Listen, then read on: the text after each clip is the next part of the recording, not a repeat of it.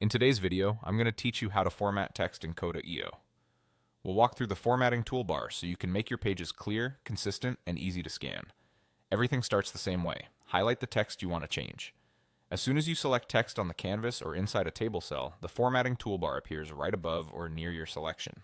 Think of it as your quick control center. Any change you make applies to exactly what you've highlighted, and you can always undo or deselect if you change your mind. Let's begin with style. This is where you turn plain text into headings. Choose H1 for your main title or the most important section. It's the largest and most prominent. Use H2 for major subsections, and H3 for smaller subpoints beneath those. If you want something to return to normal, switch it back to plain text. A simple, consistent hierarchy makes your document skimmable and helps readers find what they need fast. Next is emphasis. Bold is great for drawing attention to key terms or action items. Italic adds subtle emphasis, perfect for examples or side notes. Underline can help indicate terms you'll revisit later, while strike-through is useful for marking ideas you've decided against without deleting them. Inline code changes the look to a monospaced style, ideal for short snippets like commands, variable names, or anything that benefits from a fixed width, distinct appearance.